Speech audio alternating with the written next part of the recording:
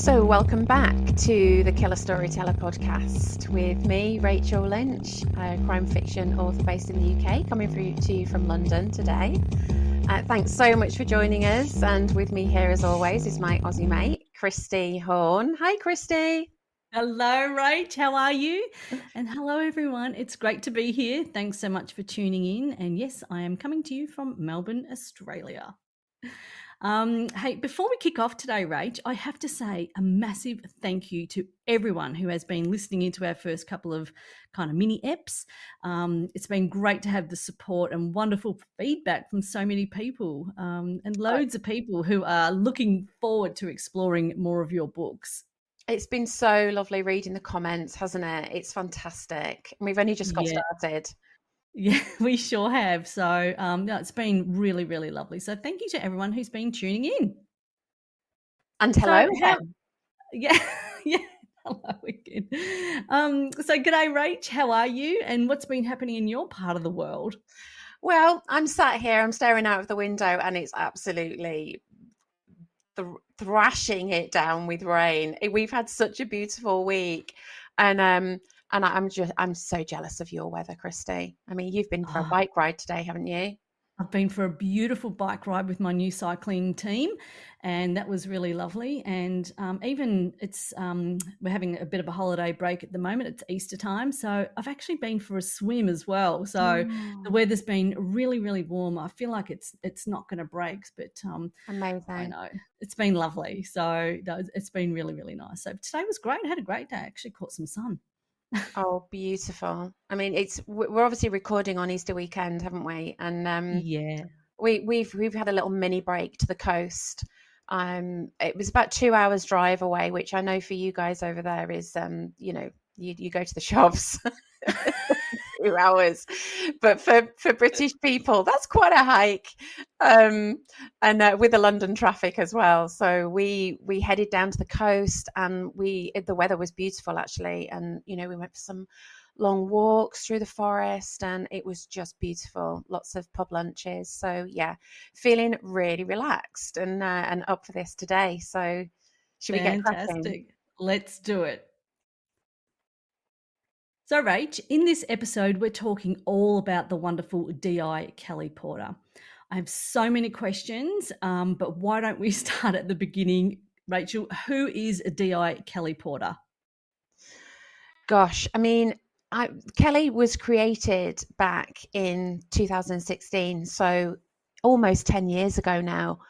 And I just feel as though, I've lived with her for that long. Kelly is the sort of person that I would like to go for a drink with. I trust her. I think she's a loyal person. She's funny. She's wise.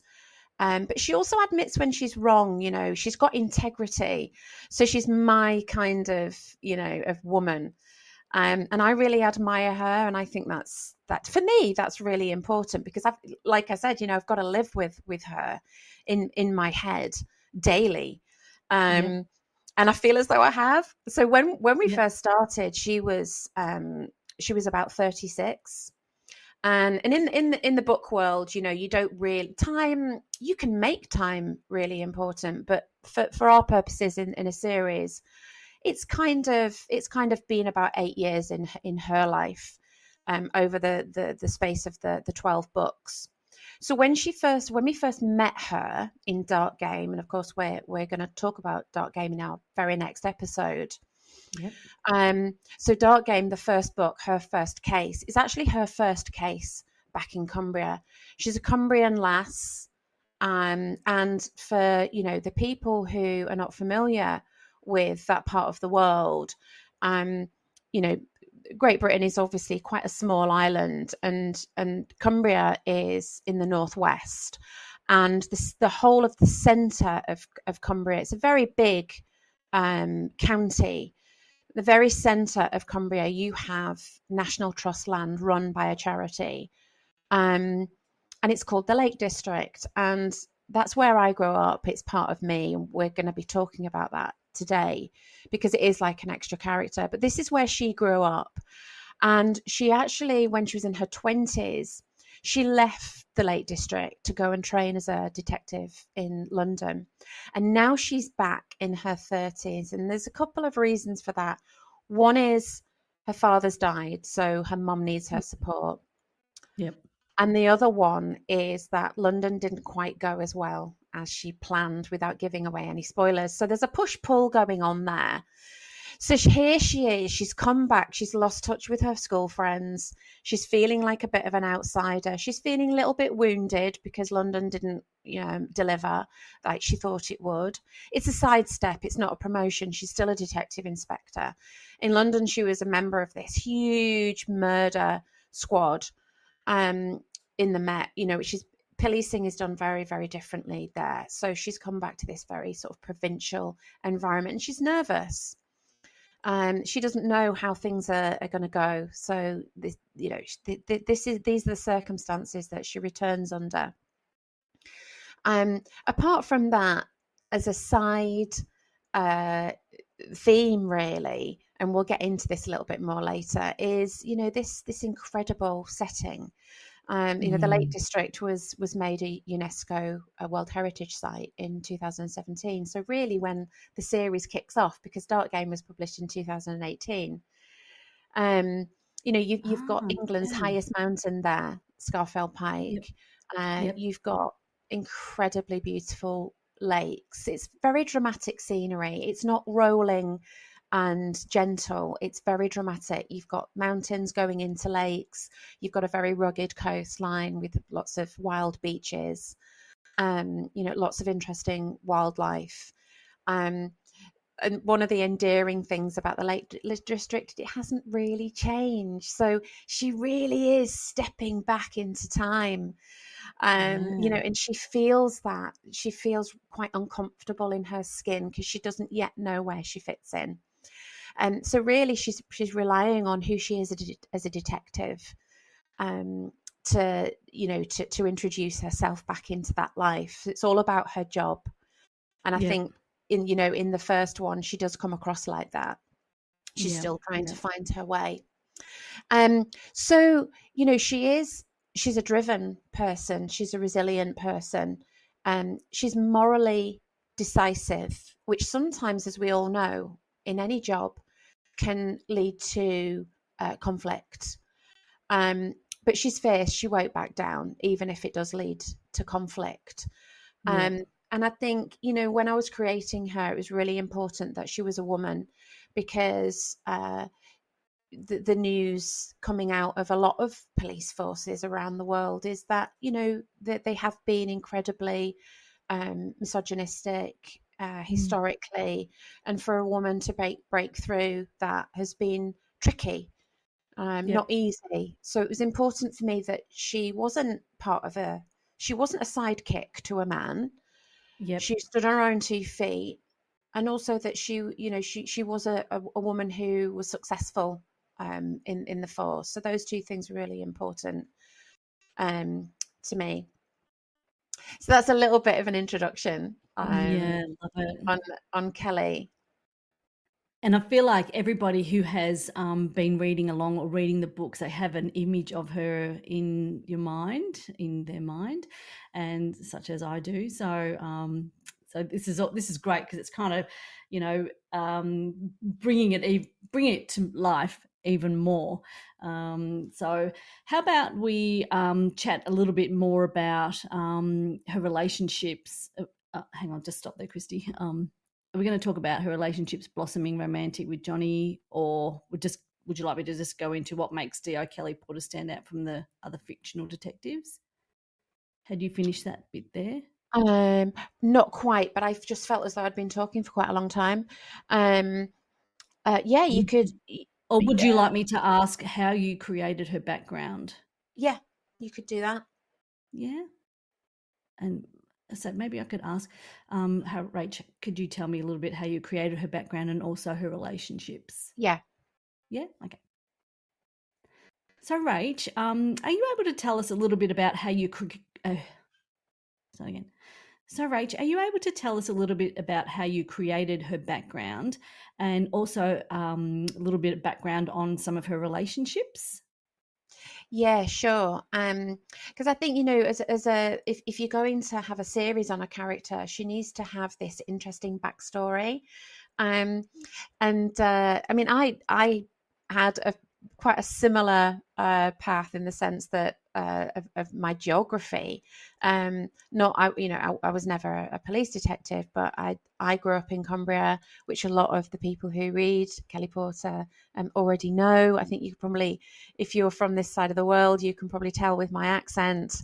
Um, and it's I think one of the reasons it makes the setting so authentic is that I've been to all of these places that I use. So I left Cumbria to go to university when I was 19, um, and then I went to London to be a teacher. So I've sort of trodden a similar path, going from a small tiny little town, which is a very, very different pace.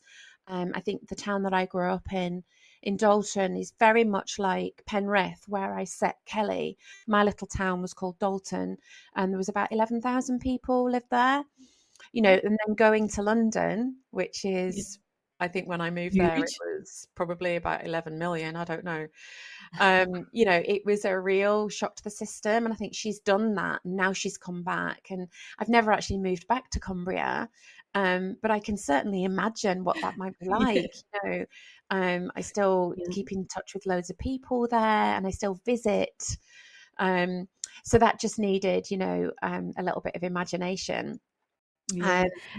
and of course, it's really important when you're launching into a series to have a nice balance of not just the investigations, Yeah. but her personal life too. And whenever I do events, I most of the questions are about Kelly and her personal life.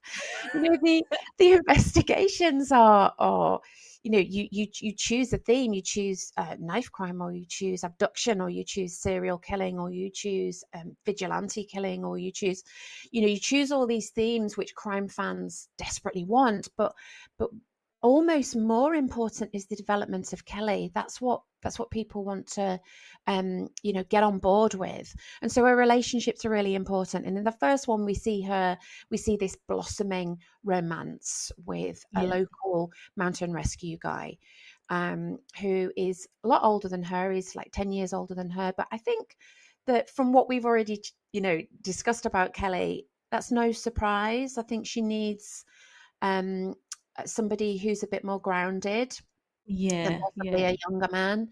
He's got a Yeah. background too. He's got history. He was in the Yeah. army.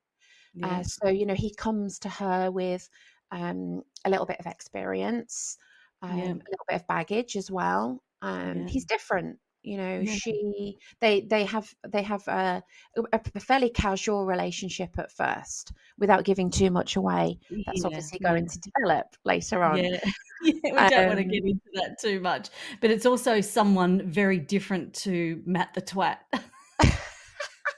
yeah. So in So there's no London, spoilers there. If you're reading book 1, you'll know that, Matt, absolutely, speaks because in yeah. London, she was disappointed in her professional life, but she was disappointed in her love life as well, because actually she was sleeping with her boss, which we all know, is not Yeah. particularly a good idea. So No, yeah, no. Matt the twat was not only her lover but her boss in London, and that's another Yeah. reason why she left. So Johnny is the absolute polar opposite.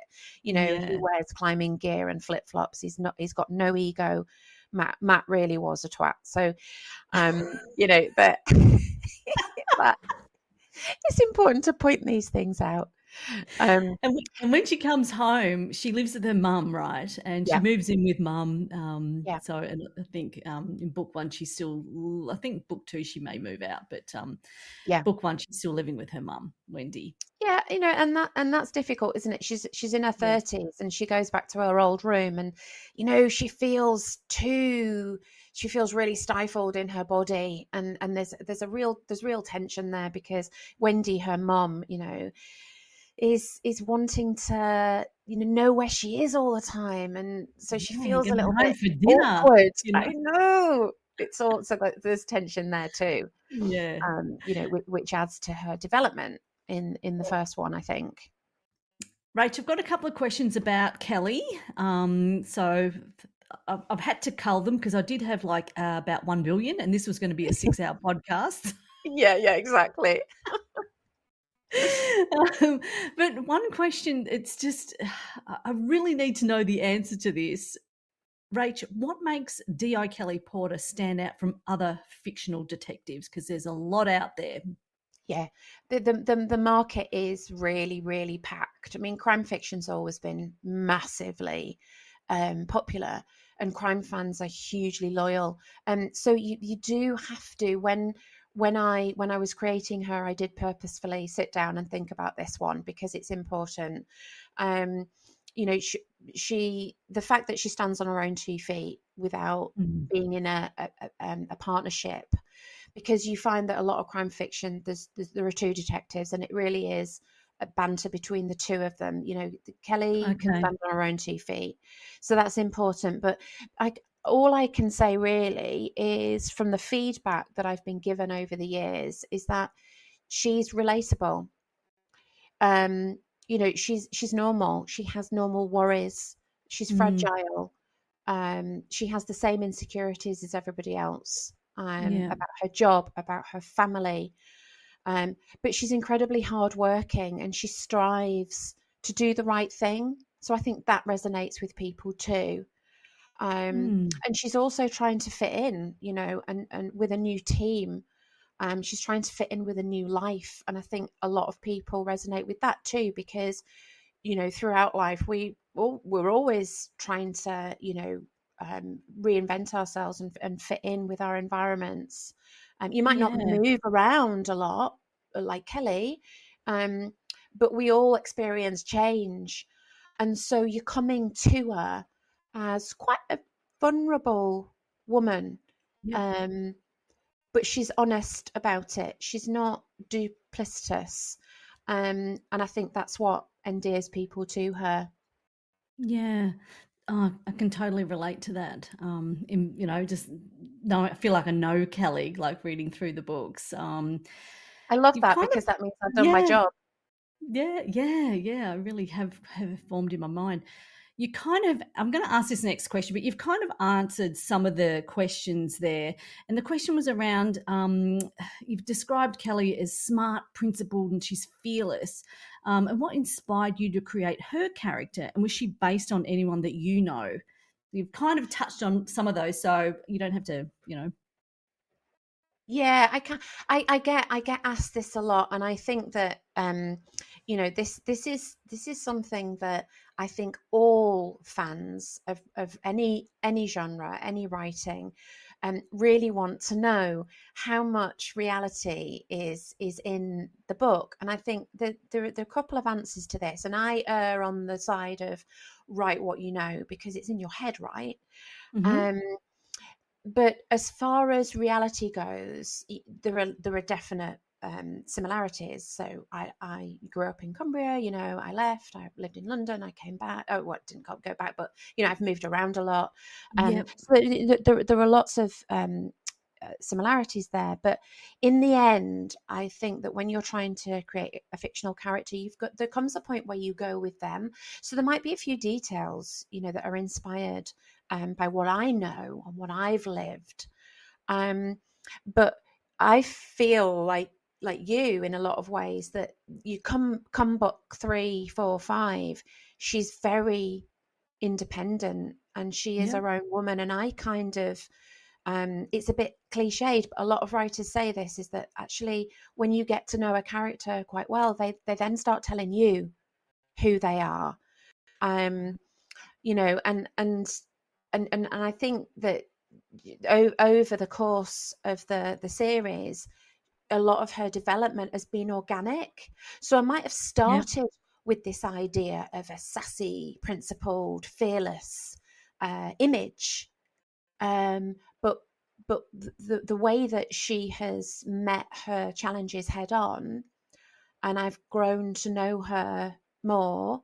She's really developed on Yeah. her own 2 feet, Yeah. and she Yeah. tells me what she's going to do next. Yeah. So I really do have this balanced relationship with her now, which which I really love. So I'm not Yeah. scrabbling around thinking, right, what can I make her into? What can I turn her into? What can I make her do next? It's all Yeah. very organic. I love that about Fantastic. her. Yeah. And I won't give any spoilers away here, but I read up to book 7 and then read Shared Remains, which was book, what number was that? 12. 12? Yeah. Yeah. So when I read book 12, there were some gaps missing, although I could obviously follow along the storyline. But I noticed that, oh man, you are a powerhouse. You're a real natural leader. And yeah, that is an amazing book.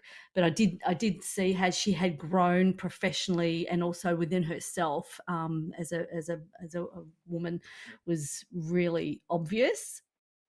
That's so interesting. Yeah. Mm, Because obviously mm. I don't know whether that's the case because I'm busy, writing the next one. But for you to say that, between 7 and 12, um, Yeah. because You, I do feel that now when I go into I'm writing number 13 now. In fact, I finished it. I'm just about to send it off to the woohoo! publisher. That's exciting.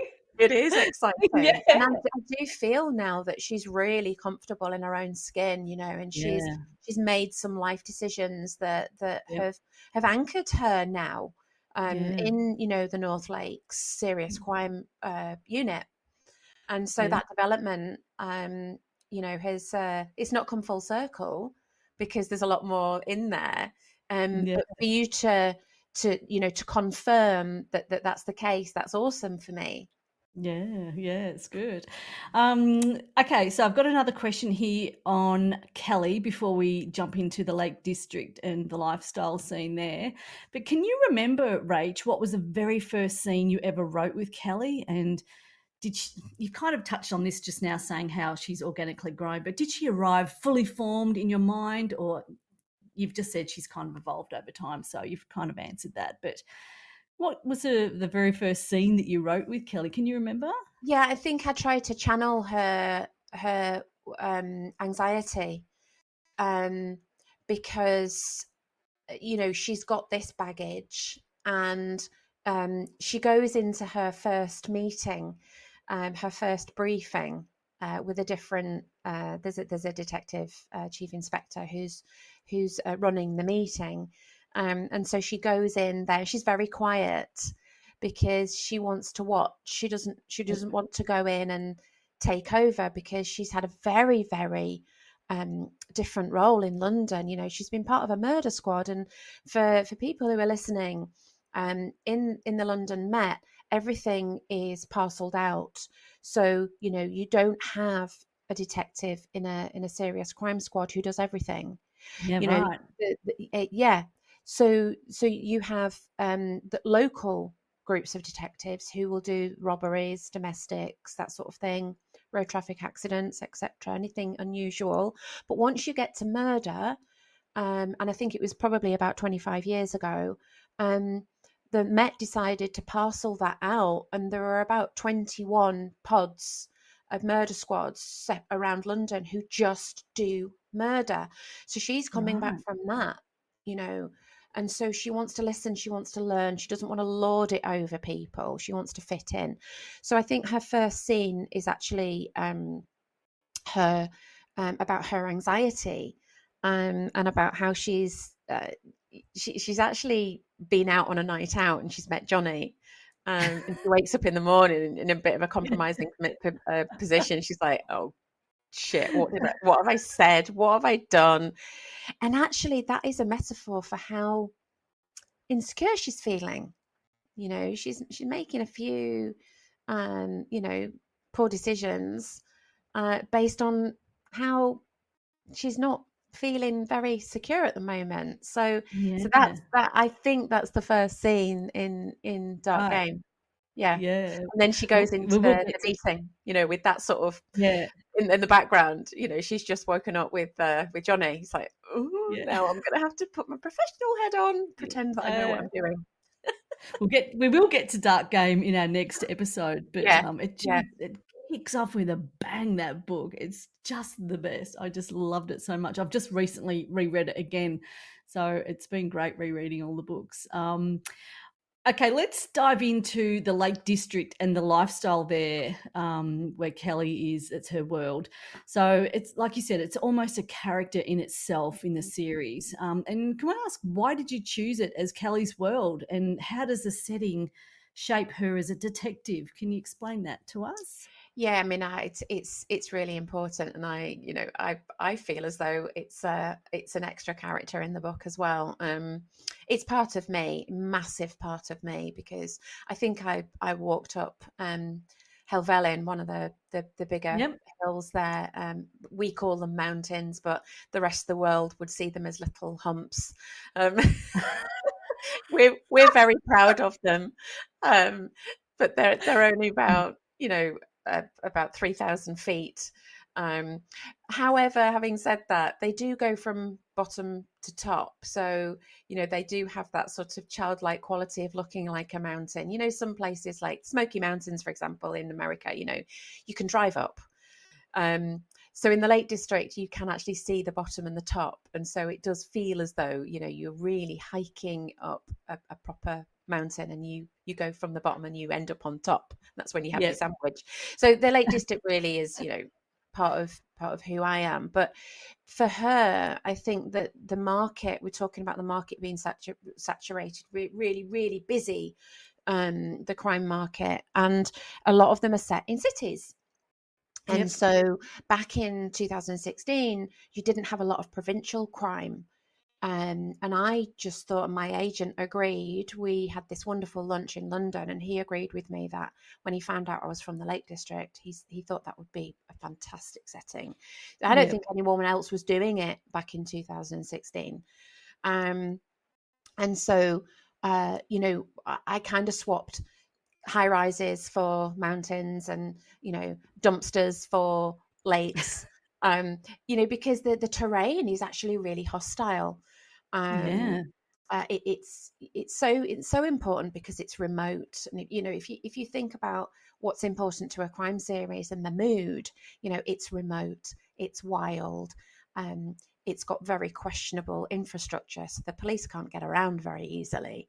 It's got terrible Yeah. mobile phone service, so victims Yeah. at that moment where they need to make that call, they perhaps can't.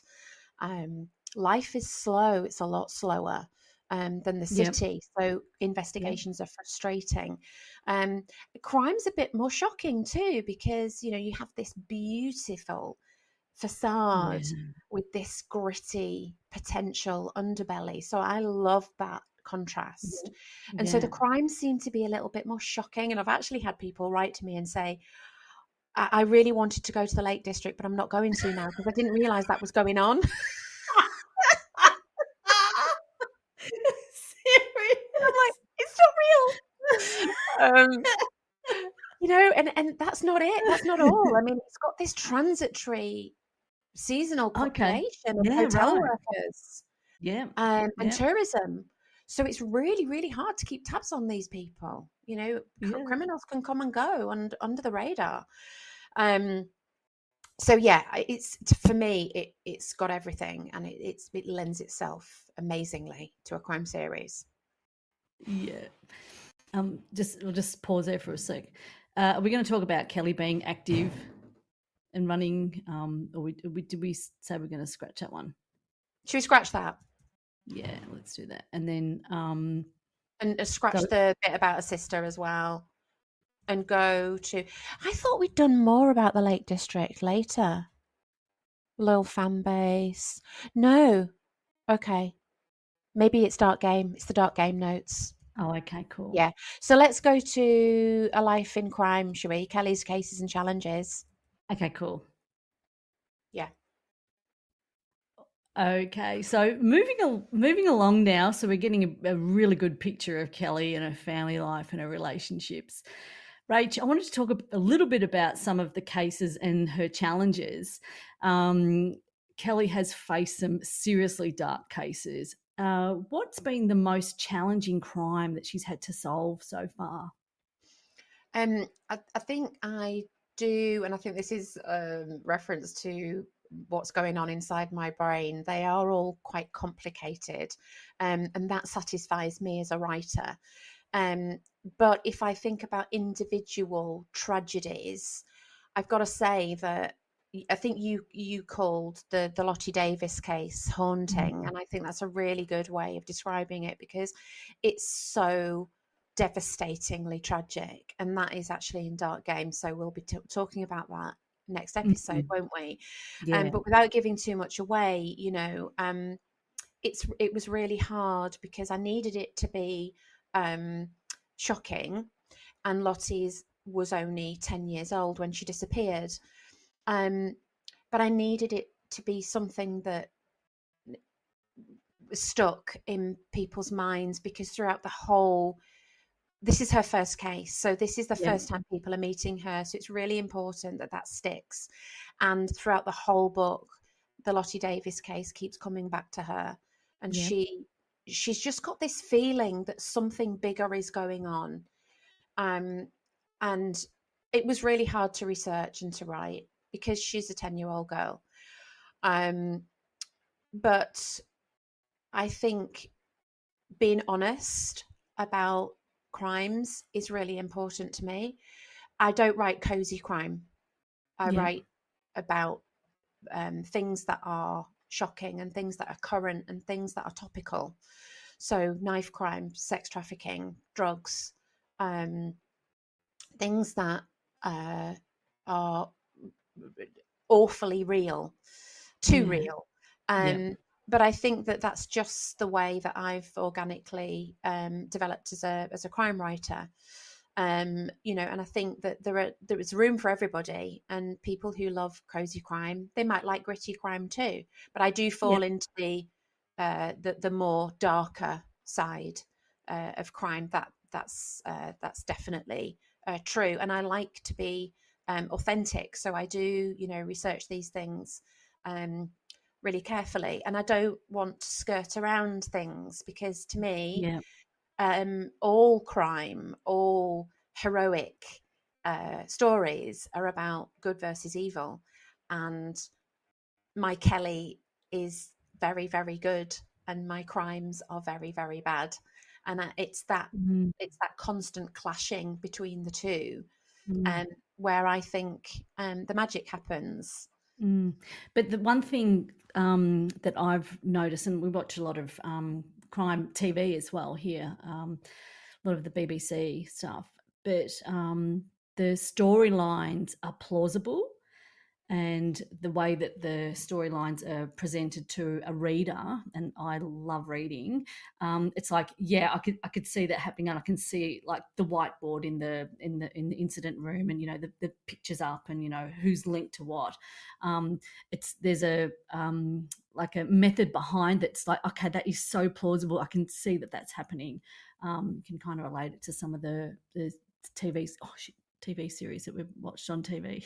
Sorry, I accidentally hit the keyboard and just moved all of our show notes around. I was being really Oh serious then, Rachel. That's funny. no! I've got another question for you here. Kelly's tough, but she's also human. And I just want to ask you about some of the personal struggles, what Kelly faces, and how they've shaped her as a detective. You've kind of touched on some of this, but yeah, what can you tell us about that? Yeah, and again, I think that's really important to have that sort of juxtaposition. She's got this tough exterior, because I think women traditionally over the last couple of decades, um, to get anywhere in any career, really, we've got to have a little bit of hardness, sadly. Think sort of 80s shoulder pads. It's a cliche now, isn't it? But it was true. You look at a lot of memes of just giving the example of my home of the UK. If you think about the memes of Margaret Thatcher, the only man in the cabinet, she wore in cartoons, she wore a suit and smoked a cigar. And I think that that's what we faced as women. And we probably still do in a lot of ways. You know, softness has been seen as weakness, hasn't it? But the thing about Kelly is that she does have this tough exterior, and um but she's also human underneath, so that there is a softness underneath. You Mm, know, she doesn't go to a crime scene or watch an autopsy and go, oh my god, that's so pedestrian. It does mm, affect her. mm, You know, these things yeah. do affect her. She does connect with her victims, and I think Mm. victimology is a really important part of what she does. She wants to be the last voice of the victim, because they can't talk anymore, and that's Oh, what yeah, I makes love her that. dogged. Yeah, I love She that. won't give up on the victim. um but you know, and again, like we touched on earlier, she has got this angst in her personal life going on. She's finding it difficult to find her new place in the world, and she does feel a failure. She's got a lot to prove. Yeah, You know, particularly, she with the relationship with her mum and, yeah, her dad, who was also in the constabulary. yeah, But they're we big. also see her. I Sorry, was go just ahead. going to say they're big shoes to fill. John Porter's Yeah. shoes are big shoes to fill. Yeah, I love that, how you've worked that into the story as well, but also, the way that she's a leader to her team, and she's got a new team, and then there's new team members that come in as well. But the way that she is a leader and, leads by example is fantastic, and I love the way that, some of the newer recruits that come in, they look up to her, and then she'll have a one-on-one with them in the car, and she'll ask them to read the forensic report or whatever, so that she'll get their spin on it. So she's always trying to lift other people up as well, Yeah, I and love try and that. Yeah, yeah. I'm so glad you picked up on that, because I just think you get, as in any managerial position, I think you get the most out of people if you listen to them, and if you don't try and fight them and mold them. I did this amazing exercise when I was a teacher, which was yeah, because I was a head of a large history department in a London comprehensive, and you know, there's a lot of teachers out there who are not confident in some things as they are in others. So instead of saying, well, you will teach this and you will teach this way, it's about finding out what people are more comfortable with. So, you know, her managerial style, I think, like you say, gets the most out of her team, because she listens to them, and she also appreciates that everyone's got their little niche. Like, you know, Yeah, there's always a techie nerd, and yeah, Emma Hyde is yeah, a real sort of a very, very clever cookie. So she brings it, yeah, you know, a different spin on it, and everybody's got their little role. Kate, I'm sure, you know, her yep, second in command. Kate's a bit older than Kelly. She's got three teenage daughters, so she's got a lot of experience there. She's got the, you know, personal touch. She's very soft, but she keeps Kelly um on the, you know, on a straight line. She doesn't want Kelly's job either, so there's right, no yeah, competition there. They work yeah. really, really well.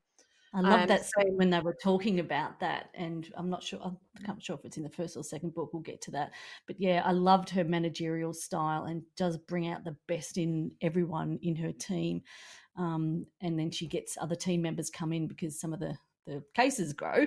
But yeah, yeah, love it. Um, I was going to ask you about, Di Kelly Porter. We've got a really strong. Start that again. I was going to ask you next about, Di Kelly and through the eyes of her readers, and we've touched on a little bit of this, but she's built a loyal fan base. So why do you think readers connect so strongly with her, Rach? yeah. Do you know what? It's a really that's a really difficult question to answer, because everybody reading is so subjective, isn't it? Everybody has their own little sort of agenda when they pick up a book. It goes from the cover to the hook in the first couple of pages. But with a series, it's very, very different. And you're right, you know, she's sold well over 1 million books, and people keep coming back. As soon as there's a new Kelly, all the others get a little surge as well. So, Right. you know, she's very she's very start again. She's loved by a lot of people, and when I meet fans of hers, And they're not just women, and they're not just of a certain age. They're older women, younger women, teenagers, young men, um, ex coppers, hard, Yeah. wizened older chaps who have retired. She's popular with a really wide demographic, and I think that if from my point of view, I think it's because Kelly hasn't. She's strong and heroic, but without an ego. Yep. She doesn't lord it over people. No. And she doesn't seek heroism. I think heroism Mm. comes her way quietly. She just does her normal job, and she does it well. But Yeah. underneath, she's got normal scars like we all have that need Yeah. healing. And yeah, I think And that's she what loved makes her relatable. absolutely, and like with her mental health as well, she'll go for a run after work after a really long day, and she'll go for a run to clear her head, and then she's thinking more clearly. She'll sleep better or whatever. But Yeah, I love that way that she kind of has to like clear her head, so she'll get out there and start running, sort of get yeah, if it's freezing absolutely. So for cold, you, even if it's cold, or if it's because the weather plays a big part in the series as well. yeah, Um, and then her feminine side that comes through in lots of different ways, typically not at work but after work if she's meeting friends at the local Goose and Hound or whatever it's called. yeah. These Great names of the gorgeous pubs. old pub names. Yeah, the Dog and Gun or Yeah. whatever it is. Yeah, yeah. And I probably had But a yeah. pint in all of them. But she'll put on a pretty dress or nice leather sandals and a skirt, so you can kind of think, oh yeah, that's right, that's how I would like to be at the end of the day. If you're going out, you just want to feel really feminine. So I love how you've weaved that Absolutely. in. um yeah. Yeah, yeah. And she does. That's how she relaxes, isn't it? And she is feminine. Um and I think that's what makes her 4 or 5 or 6 dimensional. She has these feelings, and she does get tired. And she gets overwhelmed, and she gets upset. Um Mm. and so her needs and her worries are exactly the same as any reader, aren't they? Yeah, that's Um, right. and that getting out in nature and going for a run. We all know that we need to do it, don't we? But finding Mm. time to do it is another story. And I think that's another lovely thing about her coming back to the Lake District, because she couldn't do that in London. Yep, that's right. Yeah, you She actually yeah, mentioned that in the book. You must be in book one. Yeah. yeah, yeah. So that's all new as well. And so she's like a puppy returning to, she's or a kid in a sweet shop. She's got, oh God, I can go for a run, and there's no one around, and I can go up a hill, and Yeah. it's fresh air, and I haven't got all that black grit in my nose after a run through a London street. So yeah, that there's that element to it as well. So there's a lovely relationship that she's starting again between her and the landscape too. Yeah, that's right. Yeah, she talks about being the most beautiful place on earth, Yeah. and that comes up a couple of times in the first book. If you're reading that, you'll read that as well.